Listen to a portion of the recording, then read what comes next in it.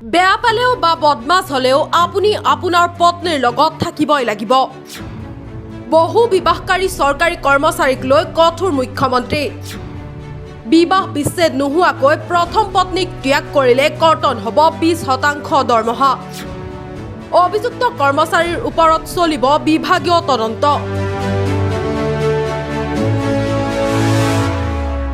বেয়া পালেও পত্নীক এৰিব নোৱাৰিব এতিয়া।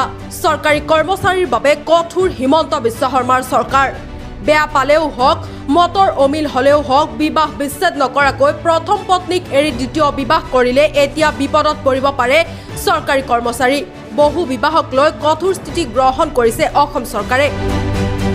মুখ্যমন্ত্ৰী হিমন্ত বিশ্ব শৰ্মাই সোমবাৰে স্পষ্ট কৰিছে যে প্ৰথম পত্নীৰ সৈতে আইনীভাৱে বিবাহ বিচ্ছেদ নকৰাকৈ তেওঁক ত্যাগ কৰি দ্বিতীয় বিবাহ কৰা চৰকাৰী কৰ্মচাৰীৰ বিৰুদ্ধে ব্যৱস্থা গ্ৰহণ কৰা হ'ব। অৰ্থাৎ কেৱল ঘৰুৱা অশান্তি বা স্বামী স্ত্ৰীৰ মাজত মতানৈক্য সৃষ্টি হ'লে প্ৰথম বিবাহ শেষ হৈ নাযায়। আইনী বিবাহ বিচ্ছেদ অবিহনে দ্বিতীয় বিবাহ কৰিলে চৰকাৰী চাকৰিৰ ক্ষেত্ৰতো ইয়াৰ প্ৰভাৱ পৰিব পাৰে। মুখ্যমন্ত্ৰীৰ মন্তব্য অনুসৰি এনে অভিযোগ উত্থাপন হ'লে অভিযুক্ত কৰ্মচাৰীৰ বিৰুদ্ধে বিভাগীয় তদন্ত চলিব। অভিযোগ প্ৰমাণিত হ'লে নিয়ম অনুসৰি কঠোৰ শান্তিমূলক ব্যৱস্থা গ্ৰহণ কৰাৰ পথ মুকলি থাকিব। শেহতীয়া প্ৰতিবেদনত 20% দৰমহা কৰ্তনৰ কথাও চৰ্চালৈ আহিছে। কিন্তু মন কৰিবলগীয়া কথা হ'ল 20% দৰমহা কৰ্তনক ইতিমধ্যে চূড়ান্ত বা সকলো ক্ষেত্ৰতে প্ৰযোজ্য নিয়ম হিচাপে ঘোষণা কৰা হৈছে বুলি ধৰি লোৱাটো উচিত নহয়। এই বিষয়ত চৰকাৰী নিৰ্দেশনা বা সংশ্লিষ্ট নিয়মৰ চূড়ান্ত ৰূপ স্পষ্ট হোৱাটো প্ৰয়োজন। অসমত বহু বিবাহ নিষিদ্ধ কৰাৰ ক্ষেত্ৰতো চৰকাৰে আগবাঢ়িছে। 2025 চনত অসম বিধানসভাত আছাম প্ৰভিজন অৱ পলিগমি বিল উত্থাপন কৰা হৈছিল। ইয়াৰ পিছত 2026 চনত বিবাহ বিচ্ছেদ আৰু বহু বিবাহক লৈ অধিক বিস্তৃত আইন প্ৰণয়নৰ প্ৰক্ৰিয়াও আগবঢ়োৱা হৈছে।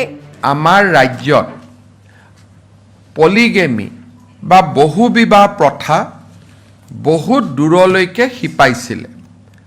অন্ততঃ যোৱা কেইটামান দিনত ইউনিফৰ্ম চিভিল কোডৰ আইন প্ৰণয়ন হোৱাৰ পিছত মই য'তেই তৌৰত গৈছোঁ, এগৰাকী নহয় এগৰাকী মহিলাই মোৰ আগত আহি অভিযোগ কৰিছে যে মোক কোনো ধৰণৰ ডাইভৰ্চ বা বিবাহ বিচ্ছেদ নোহোৱাকৈ প্ৰথম স্বামীয়ে মোৰ লগত যোগাযোগ বন্ধ কৰি দিছে।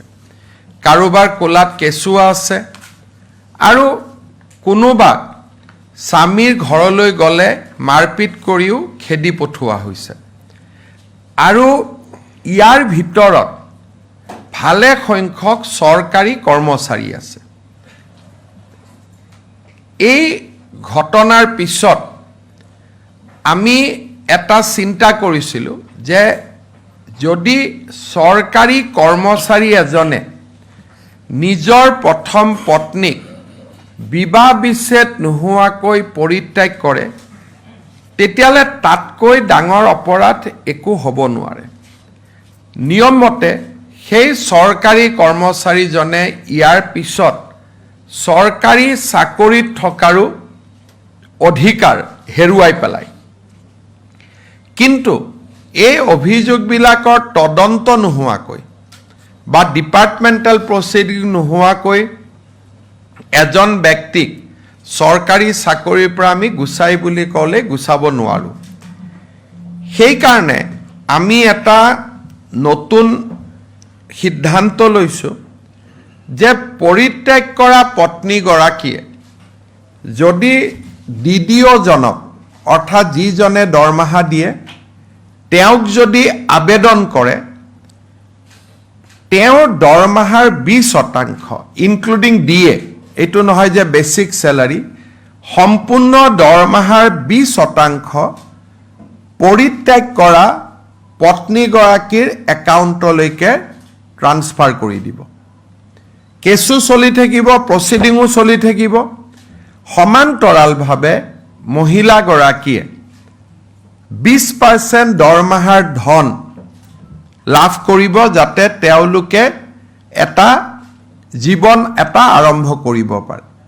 আজি আমাৰ চৰকাৰী কৰ্মচাৰীৰ এভাৰেজ দৰমহা 50,000 প্লাছ ইন এণ্ড এৰাউণ্ড।